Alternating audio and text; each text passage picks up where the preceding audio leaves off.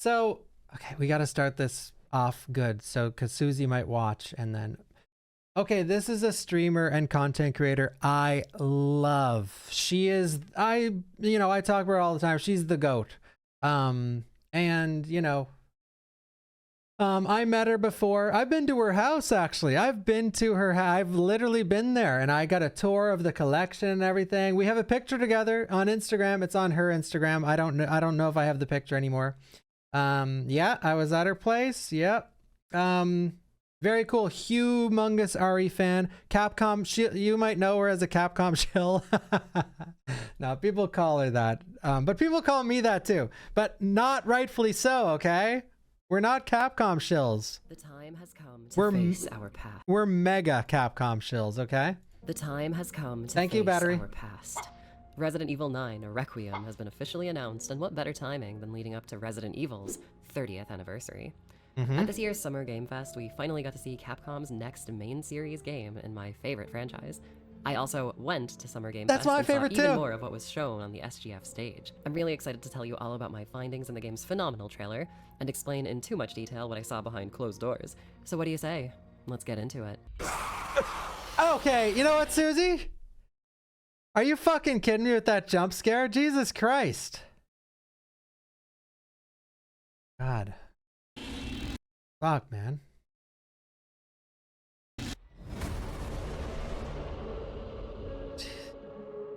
People love that scream. I fucking love that.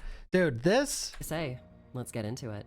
Jesus Christ. This is so sick. This is like...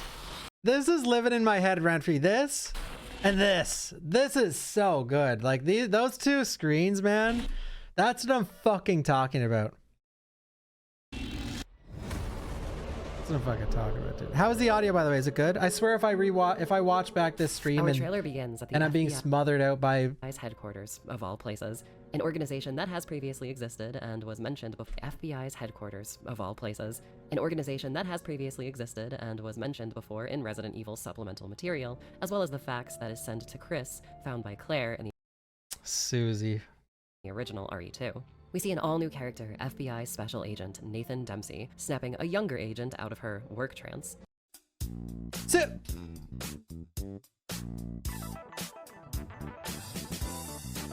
I want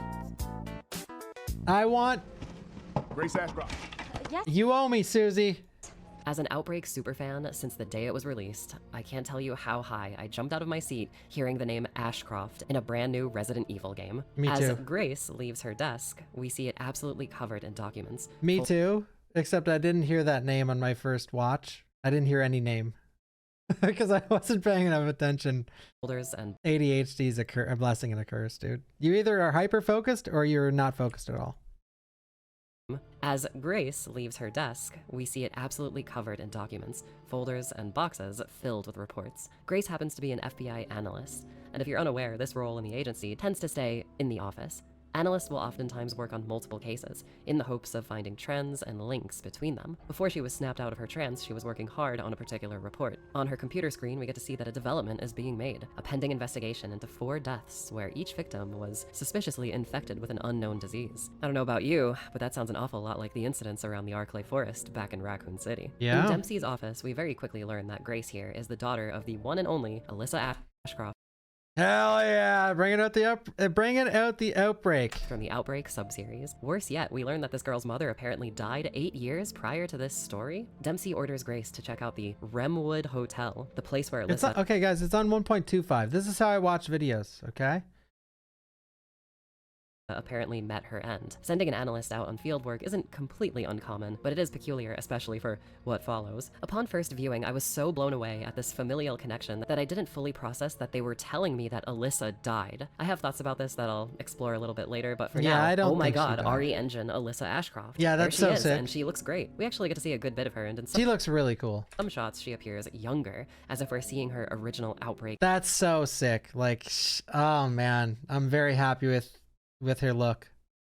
incarnation. I should probably explain who Alyssa Ashcroft is for those who've never played the Outbreak games. Alyssa was a reporter working for Raccoon City's Comet News back in '98. She was cool, sassy, capable, and had one hell of a dodge. Her iframes were absolutely Yeah, one hell on of fire. that dodge is ass. Alyssa shares connections with a few other Resident Evil characters, notably Ben Bertolucci from RE2. She actually gets him his confiscated documents that he shares with Leon at the end of his story. The character January Van Sant from Resident Evil Resistance. We're getting Resistance in on this video? Holy shit, okay. Thank you, Real Dynasty. Thank you, Battery Violence. Okay. That he shares with Leon at the end of his story. The character January Van Sant from Resident Evil Resistance is commissioned by Alyssa to gather info on a possible link between Umbrella and the US government before didn't know she that. herself was captured by said corporation. I love Alyssa's character and always used to say she was like if Jill Valentine and Aya Brea had a baby. Her bio literally says she's a master, of unlocking things. things. So you know she's a prime candidate to survive some horror. To make a long story short, she's one of the best characters to play as an Outbreak for her well-rounded skill set and no-nonsense, very fun personality. The very fun personality, agreed. One of the best characters in Outbreak, that's Cap, bro. Alyssa is obviously older in these quick cuts, and that makes sense since I imagine these flashbacks are from Grace's POV at some point in her life. If we do the math and look at RE's various timelines, Alyssa would have to escape Raccoon City, then give birth to Grace for her current day, younger appearance to make the most sense. Grace also has flashbacks to a strange hooded man that we see a few times throughout the trailer. This man looks conscious but infected. I have a harebrained conspiracy theory about this guy that I'll get into later. For now, it seems like this hooded man may be responsible for I'm just kidding. I don't actually think this is Wesker, okay? I don't actually think this is Wesker. It could be anyone, and that's the thing. It could be Wesker, but it could be... The Leon theory is my least favorite. Leon, my ass, dude. Imagine if they imagine if they did that to Leon, of all people. Oh, yeah, and if that's Leon, by the way, you can kiss Ada goodbye. Like, what the at this mysterious hotel. Dempsey remarks that it might be time for Grace to face her past, as we see some more of the decrepit hotel flash before her eyes. We then smash cut to Grace in a dire situation. She's tied to a hospital bed, suspended upside down. Since I went to Summer Game Fest, I actually got to see this entire scene play out, and I'll talk about that a little bit later, so hold on tight. Examining a press screenshot sent out by Capcom, Grace is locked up in the Rhodes Hill Chronic Care Center, this being a never-before-seen... Okay, nice zoom. Jesus. All right, we got resuming real hard. Okay, nice. Susie, this video is awesome so far. Susie is the GOAT, dude. She did an insane research for this.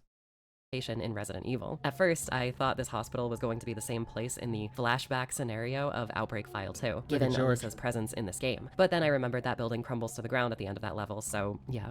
Next, we get a few interesting shots of what look like an old Gothic building that appears to be this very care center. We hear what I think is Alyssa telling Grace to stay close and that they're coming, likely referring to zombies or other horrors. There's also a shot of an overcast city street that I want to believe is Raccoon City, but more likely another place that Grace is investigating, since it doesn't have that sort of flashback filter over the footage. Inside of a Gothic building, likely the Remwood Hotel, we see a man facing away from us in a chair. An old phonograph sits on his right with a drape-covered window on his left. This interior and its atmosphere look and feel very next-gen, very ominous. His dialogue is most interesting, hearing him call Grace the special one that he's been looking for. I know now that you're the one that I've been searching for.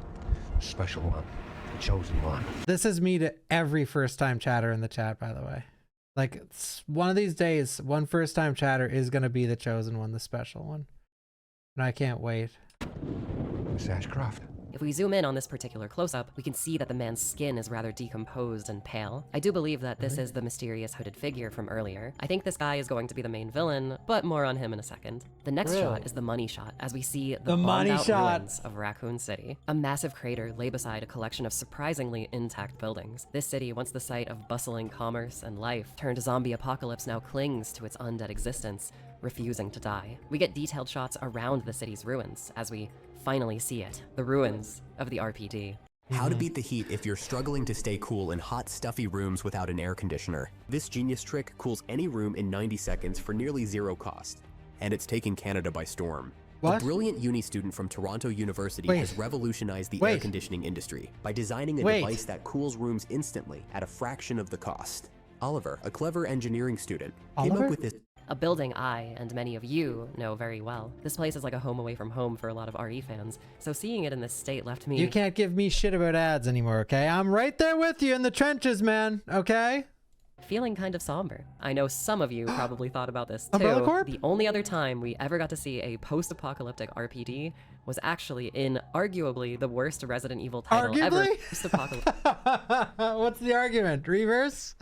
Gaiden? Apocalyptic RPD was actually in arguably the worst Resident Evil title ever made, Umbrella Corps. Though Ever made.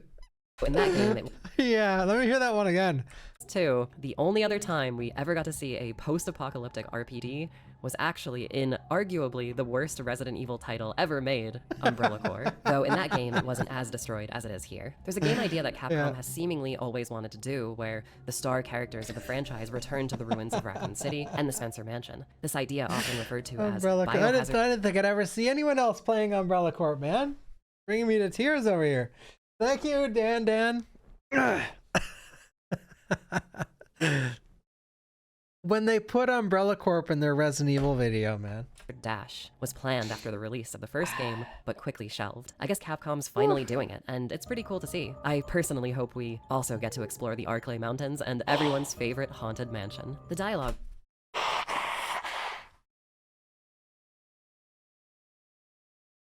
Exploring the Arklay Mountains? I didn't even think of that.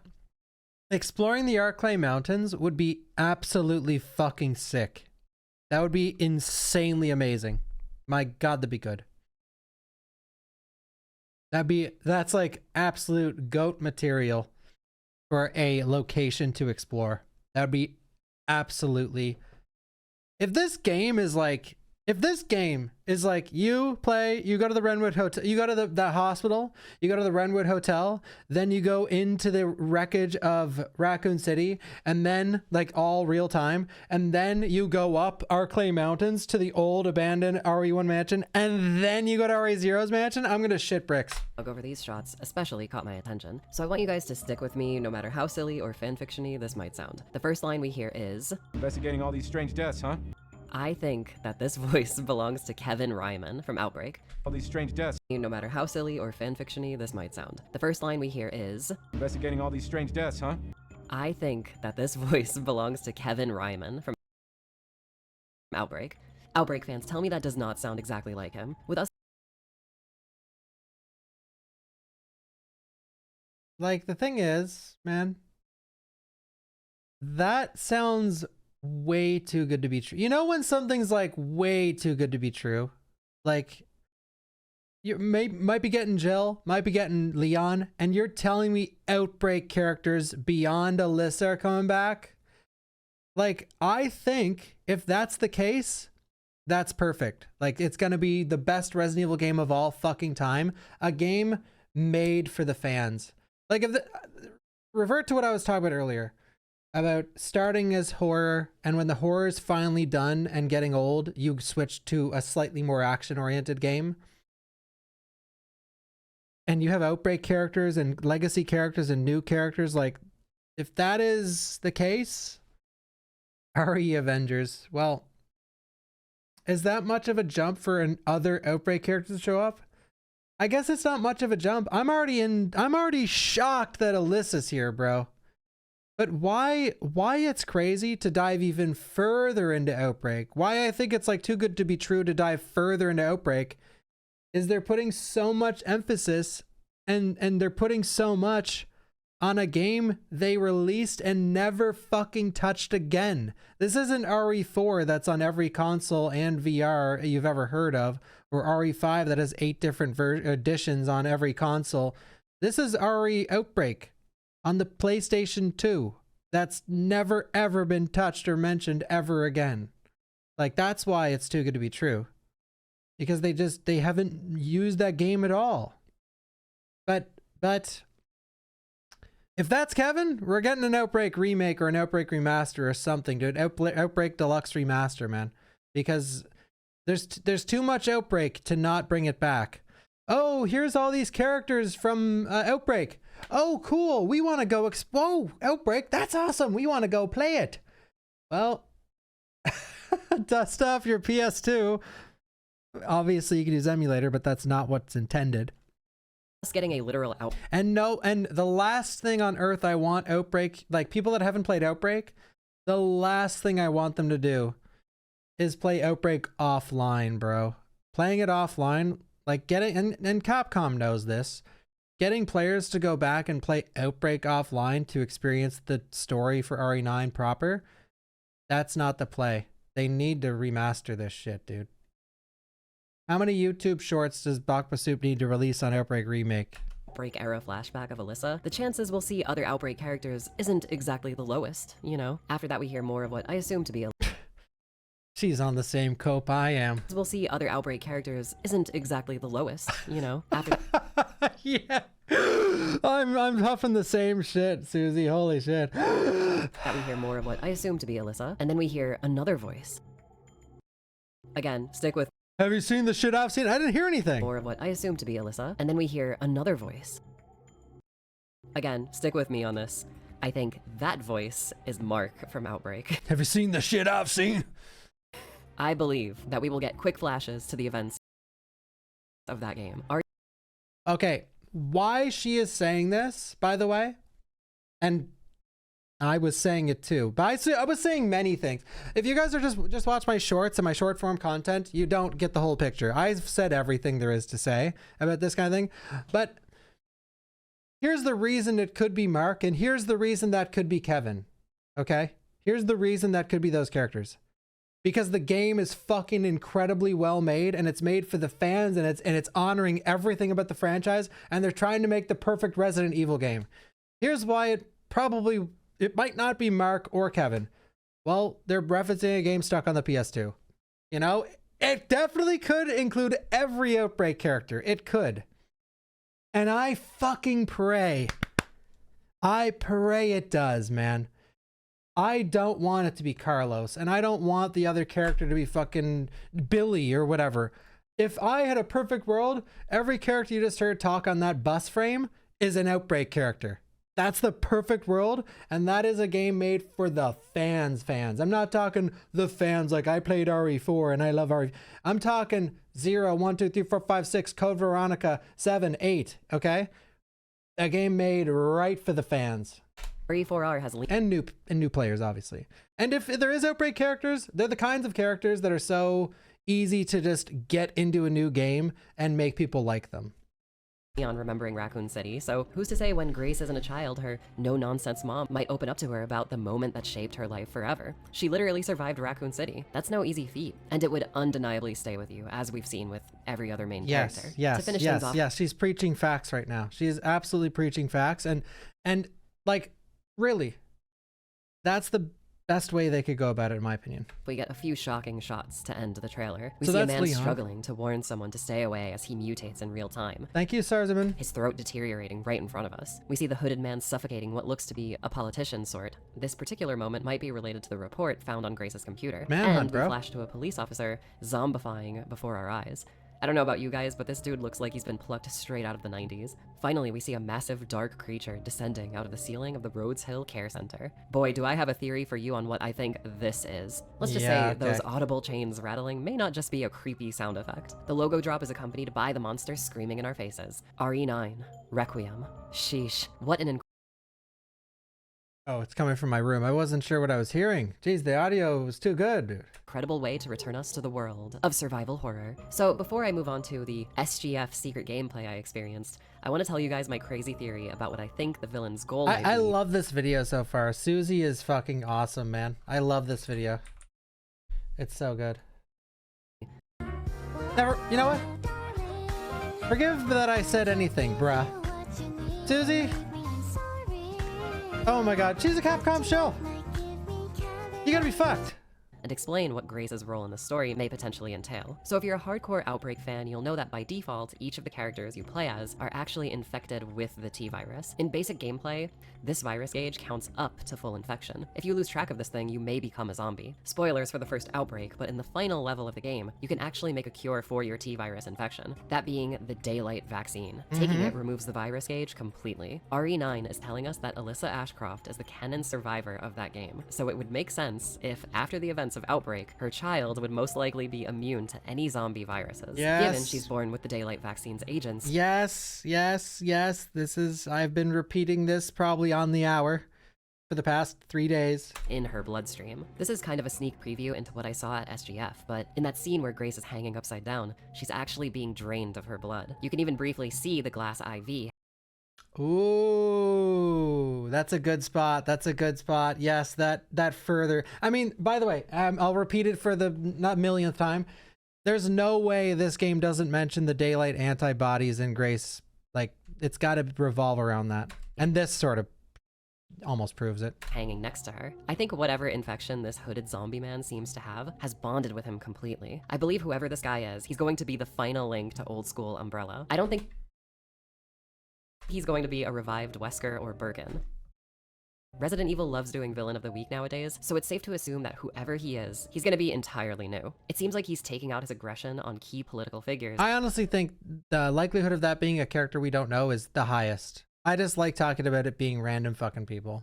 To send a message to the FBI, possibly to lure out and steal Grace's blood for himself. Grace, being the special person he's looking for, might be able to cure him. But at the same time though, just to play devil's advocate, why hide his face if it's not someone we know?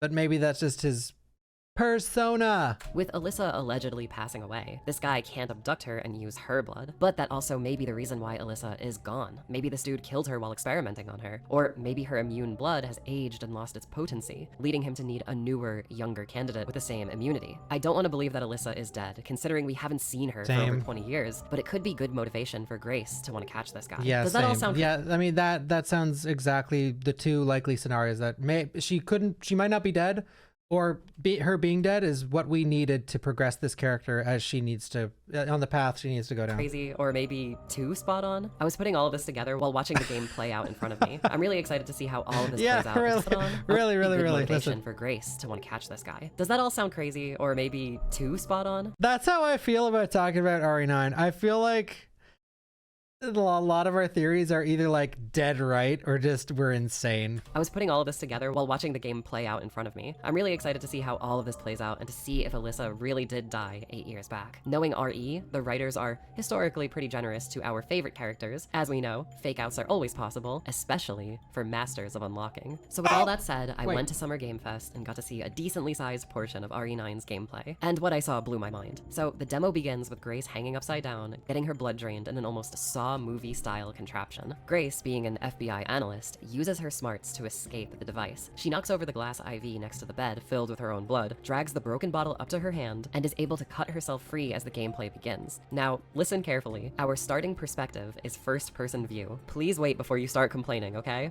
The game does feel a lot like RE7. Are you fucking, I'm already in the, here's your average YouTube commenter. Is first person view. Please wait. Oh, it's first person view, and then they fucking exit full screen, they scroll down, start fucking bitching and moaning like, God, people are so fucking stupid in this day and age. It's ridiculous, man. And I know this for a fact because I put up YouTube content and TikToks every fucking day, and it's a guarantee that there's someone in the comments screaming about something that was, if they just watch the video for a single more second, the very thing they're screaming about gets solved instantly. Like, bro, like there was a guy, a good example, in my Doom 2 first playthrough. He's like, I can't fucking believe you played with the cursor in the middle of the screen. Doom should be played without the crosshair. Bro, I turned that shit off in the first minute, you absolute fucking mental case. Oh my God, people are stupid. It's insane, man. You just had to go like this on your keyboard 2 times and you would have been like, oh, like, why don't people ever press this button? Like, it's insane to me. It's insane. It's like, bro, you don't like something. Play begin. Okay, go like this. It takes 2 seconds, bro. It takes 2 fucking seconds. Now, listen carefully. Our starting perspective is first-person view. Please wait before you start complaining, okay? The game does feel a lot like RE7 with the hospital Grace is trapped in being this dingy, old American Gothic building. The halls of Rhodes Hill are almost pitch black, and to my surprise, Grace actually uses a Zippo lighter to light her way forward, just like Claire in Code Veronica. Dick. The goal in this demo is to find a fuse to open a gate to safety. As you'd expect, a classic Resident Evil key hunt commences. As we go, we find a themed key, the cherub key, which opens a specific door that leads us to a file that explains where we can find a screwdriver that opens up a fuse box. As we approach the nurse's wing, Grace is caught off guard by a dead body toppling onto her, knocking her to the floor. Before she can catch her breath and lift the carcass, a massive creature creeps up behind her. Its gigantic hand scoops up the dead body, biting its head off cleanly. This initiates a classic Nemesis-style chase sequence. When I tell you that this chained thing is tall, I mean it's like 20 feet tall. Its body fills the rooms and door frames it's squeezed into. We get to see see this monster very briefly in the reveal trailer, but that shot of it coming out of the ceiling does not do its size justice. The incredibly dark atmosphere of this place is heightened by the massive roaring nightmare right behind us. We even get to see Grace trip all over herself during this specific chase scene, which makes the first-person view option feel even more nightmarish. With Grace, Capcom have made their most non-combative RE protagonist yet. I feel like when playing as her, we'll really have to use our brains to solve the game's conflicts. The way this monster chases Grace isn't fixed. Yeah, that makes perfect sense with what we were talking about earlier, where the Capcom set this character up to be stuck on her computer, and when they take any random nerd and put them in a stressful situation, you got that. I know people bring up Ethan, by the way, to counter this argument. By the way, I hope you're watching the stream. Ethan, first off, has superpowers.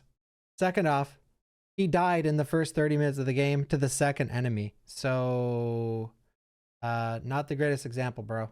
Fixed or linear either. She's climbing up into the ceiling, going through walls and windows, and also dropping in when you least expect it. Watching the gameplay reminded me of running from the Xenomorph from Alien Isolation. I think RE9 will feature the best and most replayable chase scenes in the series to date. I hope so, and I'm glad she said that, because that was my biggest worry when we were watching Maximilian's video of, like I said, House Beneviento and RE Village is god tier. First playthrough, House Beneviento, that was with the baby in the basement, is amazing. But then every other yo Brando, by the way, every other playthrough after that is it just gets more annoying and more annoying, because the shock value is why that part is good. As Grace finds her way out of the maze of dark halls, she escapes the dark wing of the hospital, ending the demo. But ooh, this picture looks way better than the one we had going earlier. You find 7 the least replayable? Well, that makes sense because it has unskippable cutscenes. But yes, RE7 and Village suffer from the same problem, where they are not very replayable. And I don't want that for this game. I really hope this game is very replayable. And not in the sense of a selfish speedrunner, in the sense of Resident Evil has always been about, not always, because 7 and 8 exist, but Resident Evil is at its best when it's replayable. RE2 Remake is a fantastic example with the 4 scenarios and getting the S+ on hardcore, unlocking the best stuff you can get, and then playing the side scenarios to unlock infinite ammo for every weapon with the cat ears. Stuff like that, dude. Like, and Hunk and Tofu, and you can unlock 6 different Tofus. Like, Resident Evil 1 has 8 endings, Remake has 8 endings. Like, Resident Evil typically has a huge emphasis on replayability. And Village is not that fun to replay, and 7 is definitely not that fun to replay. Now, if you're in the chat, like, I had fun replaying it, congratulations, but by the books, they're not fun to replay. Unskippable cutscenes and the gameplay starting an hour in. the mic drop moment that made me react like this. Okay, Susie, we're gonna have a talk. Like this. You were reacting like this? For 70 years, Jeez, Susie. Humane Society Oh my family God. of organizations Was after the Let's chase go, was baby. done, the game paused itself, the settings menu opened, and the player chose to switch the game to third-person view. Yeah. That's right, both perspectives are fully playable in RE9. The third-person view looks exactly like RE4R's wider camera May I perspective. take a second? This is not going to be a jankier RE Village third-person mode like we got with Gold Edition. Capcom have clearly been Me and Susie are on the same brain waves. developing this game with both perspectives But I in already knew this because me and Susie have geeked over Resident Evil on the phone for like 4 hours straight before. mind. Not in a long time, but we have. And that's probably why it's been taking so long to show it. I am so excited to replay the game both ways. This option put a smile on my face because I know a lot of fans genuinely don't like first-person view, and that's very understandable with this being a historically third-person game franchise. Well, now you can play however you want. Before I Yeah, move on to my Rando. own unofficial speculations for what the rest of the gameplay might be, I have another theory about what, or even who, for what the rest of the gameplay might be. I have another theory All right, Susie, let's hear it. about what or even who this giant monster is. I got to see this creature in all of its glory, standing on her hind legs, swiping away at Grace, and even picking Grace up and chomping down on her shoulder. By the way, that attack looked exactly like the classical painting Saturn devouring his son. Bro, we were just talking about this. What game was this in? We were playing it a few days ago. And I'm like, this is in everything, man. Oh, was it Outbreak? I don't know. Oh, it's Dying Light. Yeah, that's I right. kid you not. All of this was accompanied by the monster wailing away with some very familiar noises. RE1 Remake is my favorite game of all time. I've played thousands of hours of that title. I got it at release.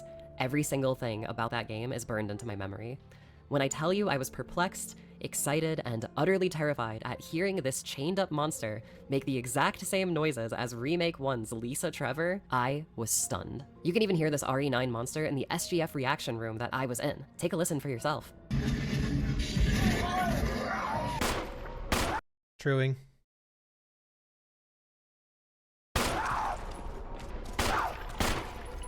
If we're returning to Raccoon room that I was in, take a listen for yourself. Yeah, that's spot on. Well, it's not. I knew it was Lisa Trevor. Oh, you knew it was so Lisa Trevor. That doesn't mean it's Lisa Trevor. That just means it sounds like her.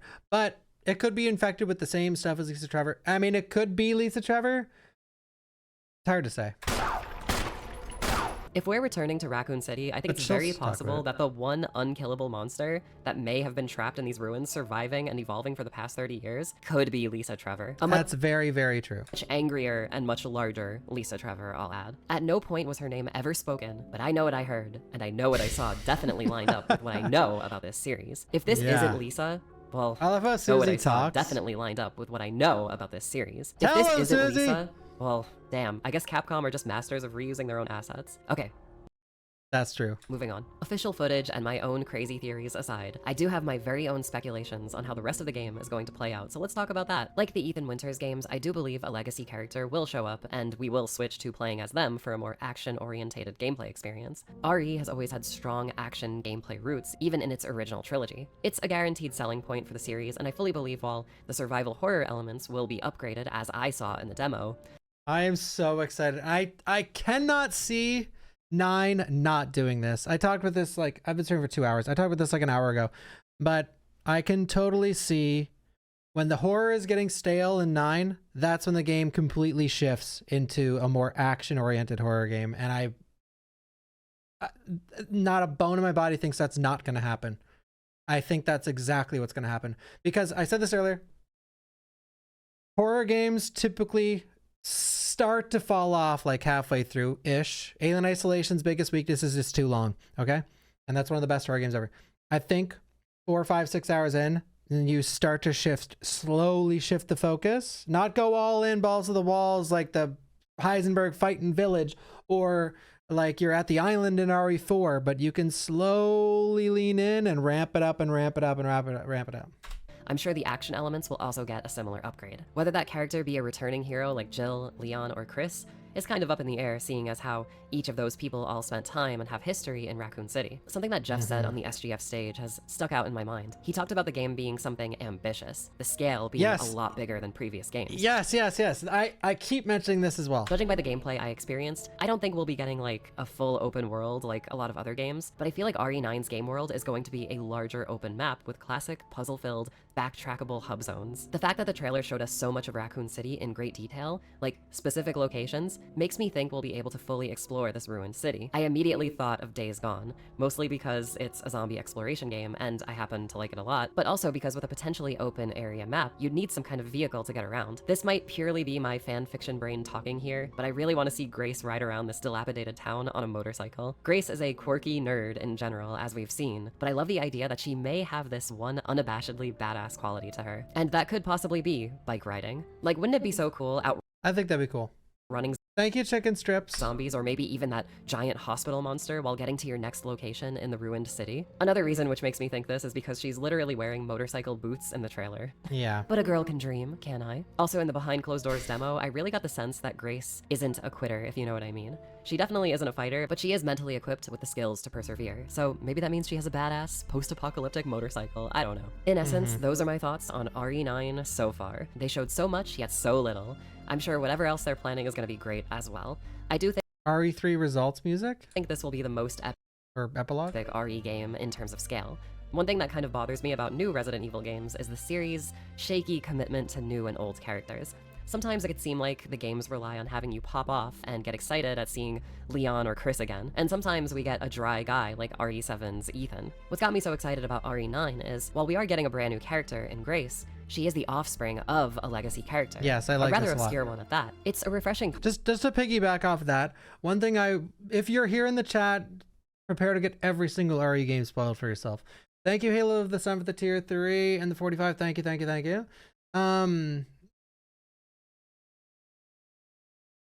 What was I saying? I couldn't help but be let down at the end of Village when it's like, oh, it's showing the big like aircraft, and it's like, oh, the BSAA, what are they doing here? And I'm sure me and every fan was like, holy fuck, are they gonna show Jill? Like, is Jill gonna? And they did nothing with it. I mean, they did something with it, but like, I feel like they typically fumble a lot of the time when it comes to classic characters. Now they did Chris well, like smoking in the car, reference to RE1. You know, Chris was a great character and all, but I do feel like they don't capture those legacy moments as well as they could. I don't think they did in 7 I think both Village and 7 were a fumble with reintroducing a classic character. With 7 especially, because it's like, oh, I'm Redfield. And then the audience that's supposed to be like, oh my God, it's Chris, was like, who's this? And then in Village, again, I feel like it was cool, but they sort of dropped the ball a little bit. A little bit. I loved Chris in Village, but I'm saying it could have been done a little better. Thank you, Jared, for the 113. Fuck yeah! Me too, dude. I cannot freaking wait.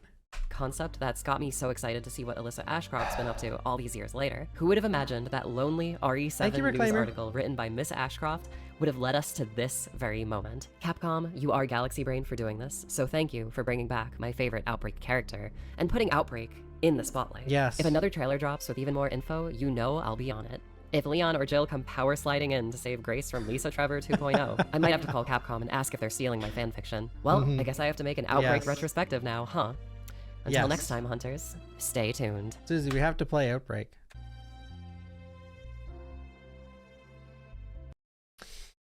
That was sick. That video was incredibly well done, and every single thing she said is exactly how I feel. And I don't disagree with a single point she made or a single ounce of the fan fiction she wants, I also want. If you want to follow her channel, there it is. I'll link it in the YouTube chat as well. Give the video a like, a comment, a subscription to the channel. TheSphereHunter, that is their name.